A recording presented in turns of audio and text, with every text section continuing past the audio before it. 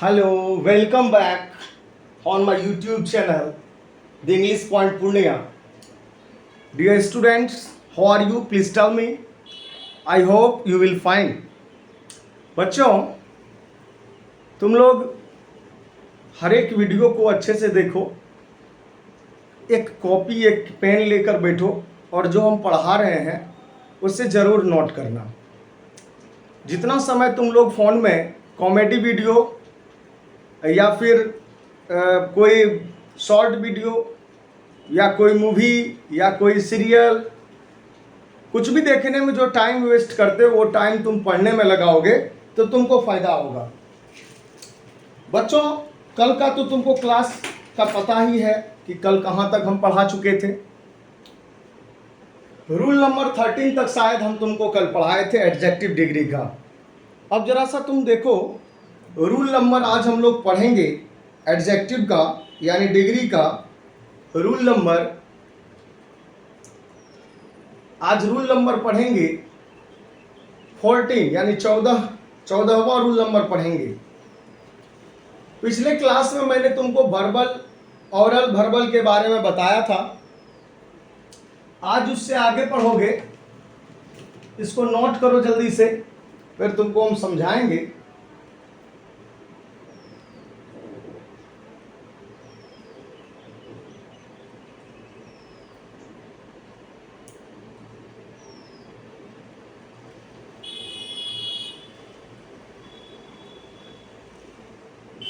शायद नोट कर लिया होगा तुम लोग।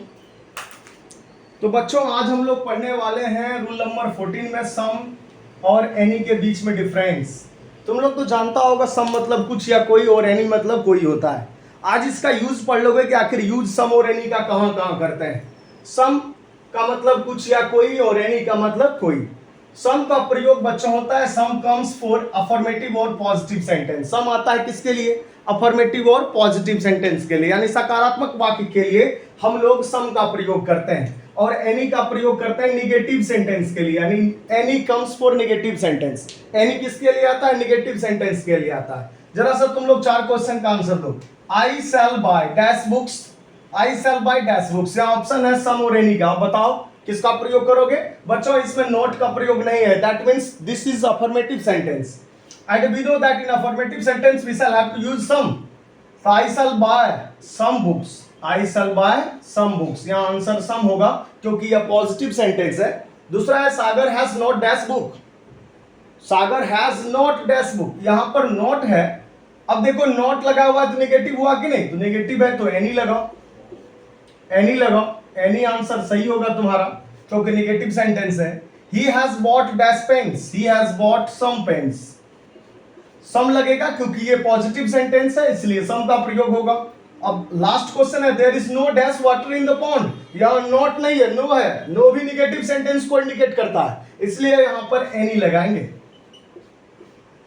तो याद रखेंगे सम का प्रयोग होता है अफर्मेटिव पॉजिटिव सेंटेंस के लिए, एनी का प्रयोग होता है निगेटिव सेंटेंस के लिए। बच्चों, वीडियो में बने रहना, तुमको आगे बताएंगे अभी कि सम का प्रयोग निगेटिव सेंटेंस के लिए भी होता है और एनी का प्रयोग अफर्मेटिव पॉजिटिव सेंटेंस के लिए भी होता है। बात को अच्छे से समझो। सम का प्रयोग अभी हम लोग अफर्मेटिव पॉजिटिव सेंटेंस में कर रहे हैं, लेकिन कहां पर? ऑब्जेक्ट के पास, ऑब्जेक्ट से पहले कर रहे हैं। एनी का प्रयोग कहां कर रहे हैं? ऑब्जेक्ट के पहले कर रहे हैं ना। तो सम का प्रयोग अभी कर रहे हैं अफर्मेटिव पॉजिटिव सेंटेंस में, एनी का प्रयोग कर रहे हैं निगेटिव सेंटेंस में। आगे तुमको पढ़ाएंगे हम कि सम का प्रयोग हम लोग निगेटिव सेंटेंस के लिए भी कर सकते हैं और एनी का प्रयोग पॉजिटिव सेंटेंस के लिए भी कर सकते हैं। तो जल्दी से नोट करो इसको। तो बच्चों, तुम लोग नोट कर लिया, रूल 14 के बारे में समझ गया ना। सम का प्रयोग अफर्मेटिव पॉजिटिव सेंटेंस के लिए और एनी का प्रयोग निगेटिव सेंटेंस के लिए। अब तुम लोगों के मन में यह भी आता होगा कि सम का प्रयोग यदि हम अफर्मेटिव सेंटेंस के लिए करते हैं और एनी का प्रयोग यदि निगेटिव सेंटेंस के लिए करते हैं तो फिर इंट्रोगेटिव सेंटेंस के लिए, इंट्रोगेटिव निगेटिव सेंटेंस के लिए हम लोग किसका प्रयोग करें, सम का या एनी का? तो चलो उसी के बारे में हम तुमको बताते हैं।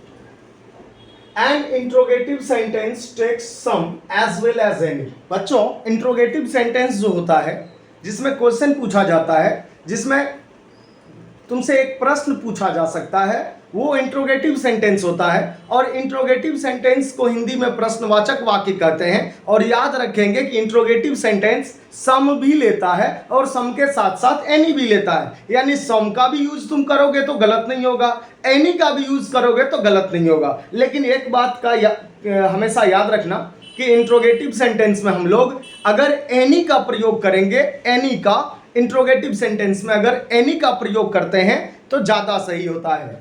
तुम कर सकते हो, दोनों कर सकते हो, सम भी कर सकते हो, एनी भी कर सकते हो। सम का भी प्रयोग करना गलत नहीं है, एनी का प्रयोग करना भी गलत नहीं है, लेकिन कह सकते हैं हम कि ज्यादा इंपॉर्टेंट जो है एनी का प्रयोग करना होता है। अच्छा, have you got dash magazines from your friend? क्या तुमने कोई मैगजीन्स, कोई पत्रिका प्राप्त किया है अपने दोस्त से? तो यहाँ पर इंट्रोगेटिव सेंटेंस तुमको नजर आ रहा होगा क्योंकि हैव लगा हुआ है और यहाँ पर गॉट जो है, गॉट गेट का भीतरी है, गेट गॉट, गॉट पढ़े होंगे तुम लोग क्लास में। तो हैव भीतरी है यहाँ पर, और यहाँ पर नोट का प्रयोग नहीं है, क्वेश्चन मार्क लगा हुआ है, यहाँ पर इंट्रोगेटिव सेंटेंस कहलाएगा। इसमें तुम सम का भी प्रयोग कर सकते हो और एनी का भी प्रयोग कर सकते हो, लेकिन एनी का प्रयोग करना ज्यादा बेटर होता है। Has she got dash chance to dance in the programme? क्या उसे प्रोग्राम में डांस करने का मौका प्राप्त हुआ है, मौका मिला है? यहां भी इंट्रोगेटिव सेंटेंस है तो हम क्या किए, एनी का प्रयोग कर दिए। अब कोई स्टूडेंट क्या करता है, सम का प्रयोग करके एग्जाम में आता है तो भी उसका सही होता है, गलत होने की कोई बात ही नहीं होगी। अब रूल 16 में है कि आप अगर इंट्रोगेटिव सेंटेंस में सम एनी का दोनों का प्रयोग कर सकते हैं तो इंट्रोगेटिव निगेटिव में किसका प्रयोग करेंगे? तो हमने लिखा है interrogative negative sentence always takes any. याद रखेंगे इंट्रोगेटिव सेंटेंस में जब इंट्रोगेटिव सेंटेंस आएगा उस वक्त तुम लोग सम और एनी बोथ का यूज कर सकते हो, दोनों का प्रयोग कर सकते हो। But an interrogative negative sentence, interrogative negative sentence में तुमको हमेशा याद रखना होगा कि केवल और केवल एनी का प्रयोग करना है। केवल और केवल किसका प्रयोग करना है? एनी का प्रयोग करोगे। किस सेंटेंस में? इंट्रोगेटिव निगेटिव सेंटेंस में। तो क्वेश्चन देखो क्या है, have you not got that opportunity to go that side? Opportunity मतलब होता है मौका मिलना। यहां पर नॉट का प्रयोग हुआ है, हैव पहले यूज हुआ है, फिर नॉट आया, फिर भी3 आया और देखो क्वेश्चन मार्क आया। तुम लोग जानते हो जब helping verb, auxiliary verb subject के पहले लग जाए तो वह इंट्रोगेटिव सेंटेंस होता है, और अगर उसमें नॉट रहेगा तो वो इंट्रोगेटिव निगेटिव सेंटेंस होता है। तो यहाँ पर इंट्रोगेटिव निगेटिव सेंटेंस हमेशा क्या लेगा? एनी लेगा। ऊपर वाले सेंटेंस में तुम सम एनी कुछ भी यूज कर सकते हो, लेकिन इंट्रोगेटिव निगेटिव सेंटेंस में तुमको हमेशा याद रखना है कि हमको एनी का प्रयोग करना होगा। Has she not got dash books to read? यहाँ भी देखो हैज पहले है, सब्जेक्ट में सी है, नॉट लगा हुआ है और उसके बाद भीतरी है गॉट। तो यहाँ पर तुम लोग सिर्फ और सिर्फ इंट्रोगेटिव निगेटिव में एनी का प्रयोग करोगे। तो याद रखना, अफर्मेटिव पॉजिटिव सेंटेंस में सम का प्रयोग करना है, निगेटिव सेंटेंस में एनी का प्रयोग करना है, और इंट्रोगेटिव सेंटेंस में सम और एनी दोनों का यूज हम कर सकते हैं, लेकिन एनी का यूज करना ज्यादा बेटर होगा। और उसके बाद इंट्रोगेटिव निगेटिव सेंटेंस में हमेशा याद रखना एनी का प्रयोग होता है, सम का प्रयोग नहीं होता है। जल्दी से नोट करो फिर आगे बढ़ेंगे। तो बच्चों तुम लोग रूल 16 तक पढ़ चुका है, अब तुम लोग पढ़ोगे रूल नंबर 17 में तुमको हम बताएंगे कि सम का प्रयोग और एनी का प्रयोग हम लोग कहाँ कर सकते हैं।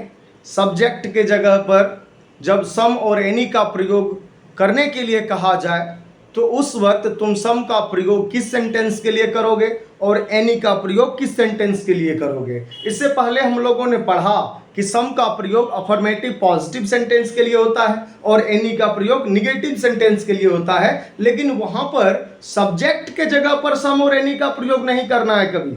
ऑब्जेक्ट के से पहले तुमको सम और एनी का प्रयोग करना है।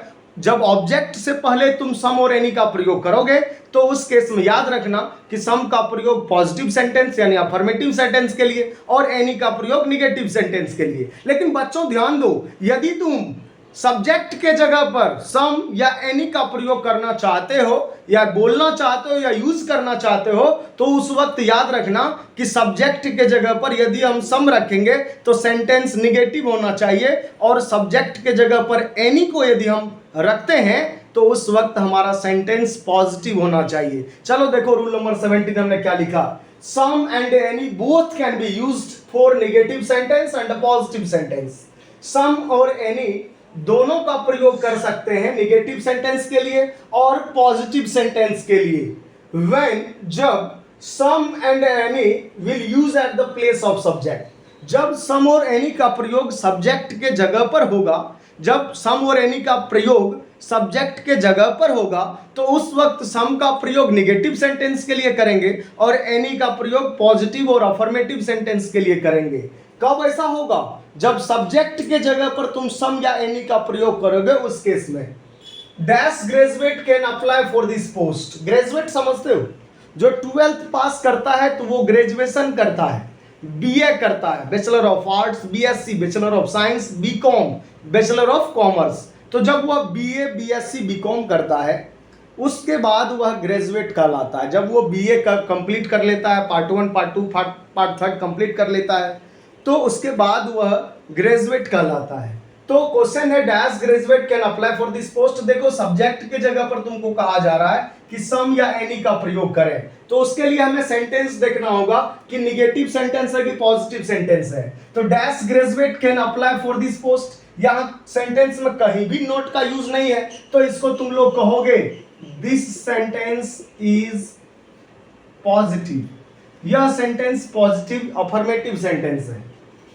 तो यहां पर पॉजिटिव सेंटेंस जब हो और सब्जेक्ट में यूज करने के लिए कहे सम और एनी का, तो पॉजिटिव के लिए हम लोग एनी का प्रयोग करेंगे। किसका प्रयोग करेंगे? एनी का। Any graduate can apply for this post. कोई भी ग्रेजुएट इस पोस्ट के लिए अप्लाई कर सकता है। अब दूसरा क्वेश्चन है dash students have not red books. विद्यार्थी जो है, कुछ विद्यार्थी ऐसे हैं जो किताब नहीं पढ़ते हैं, किताबें नहीं पढ़ चुके हैं। अब यहां पर स्टूडेंट्स, ठीक है, सब्जेक्ट का जगह मेरा खाली है, यहां पर नोट लगा हुआ है। देखो हैव के साथ V3 आया है, हैव रेड पढ़ेंगे इसको। रीड का V1 read, V2 red, V3 red. Spelling यही होता है V2 V3 का सबका। बिफोर रीडिंग V5 रीड्स होता है। तो देखो यहां पर सब्जेक्ट के जगह पर कहता है सम या एनी का प्रयोग करने के लिए। सेंटेंस तो निगेटिव है बाबू, नोट लगा हुआ है तो सेंटेंस कौन सा होगा?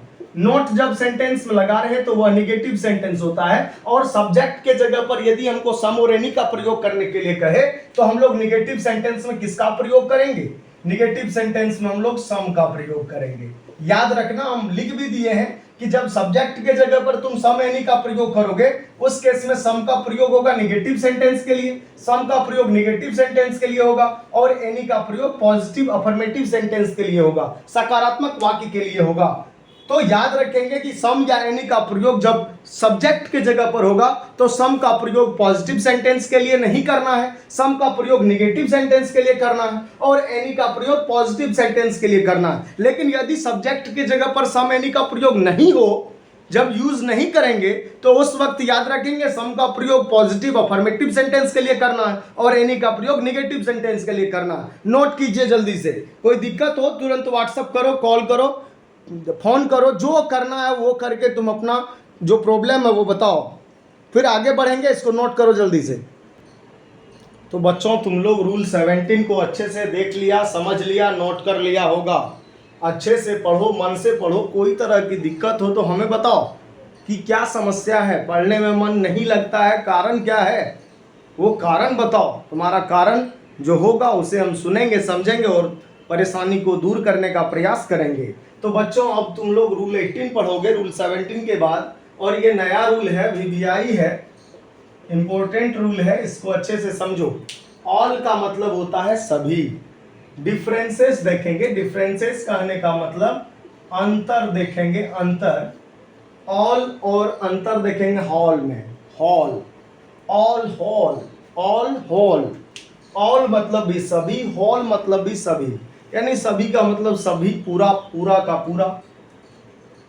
All comes for number, that means संख्या, एज वेल एज क्वांटिटी, मात्रा। बच्चों याद रखना कि ऑल का जो हम लोग प्रयोग करते हैं, ऑल का जो हम लोग यूज करते हैं सेंटेंस में, चाहे वो स्पोकन में करें या रिटन में करें, तो याद रखना है कि ऑल का प्रयोग ALL ऑल का प्रयोग हम लोग किसके लिए करते हैं?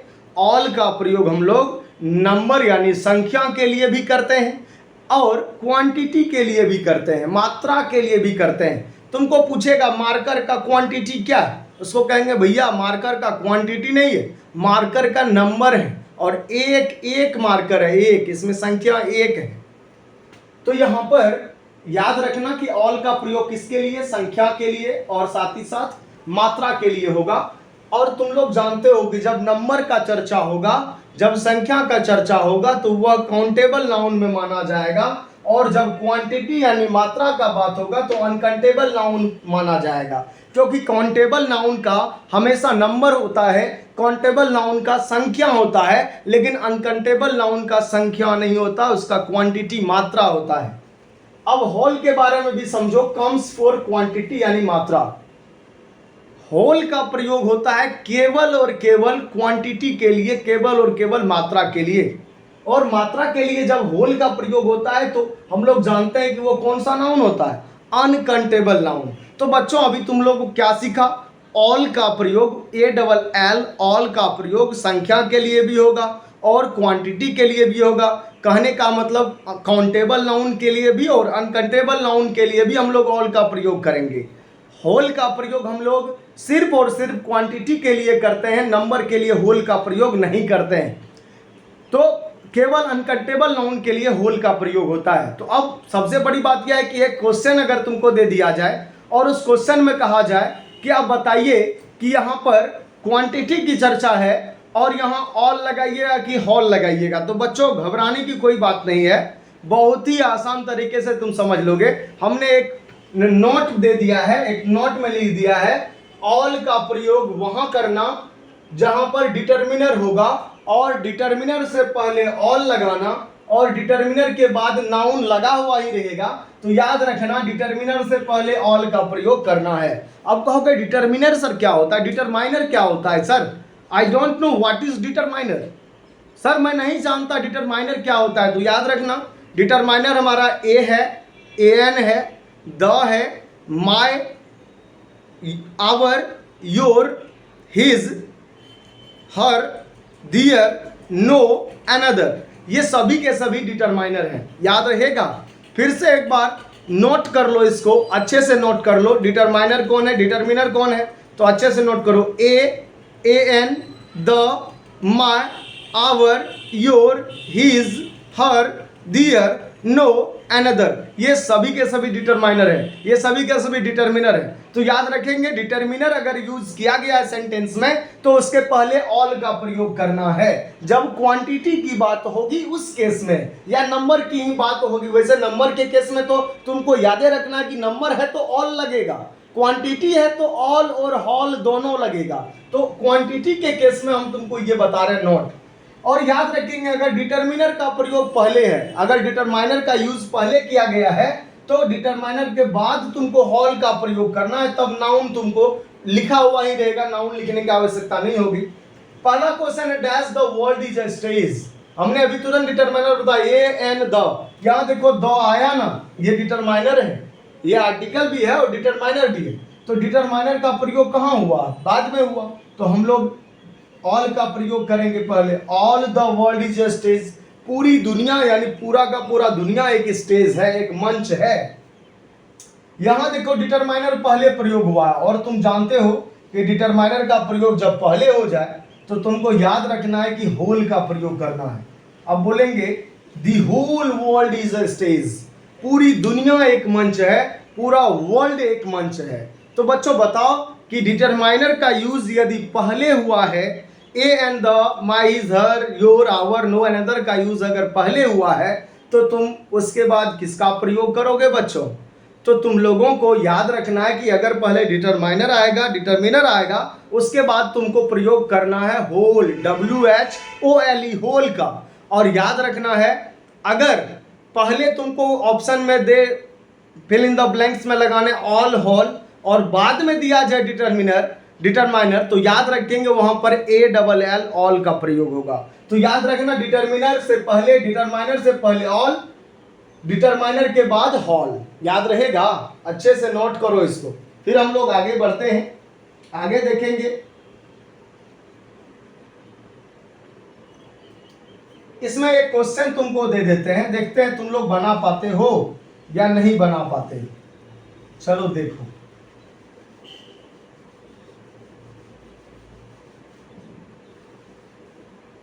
क्वेश्चन है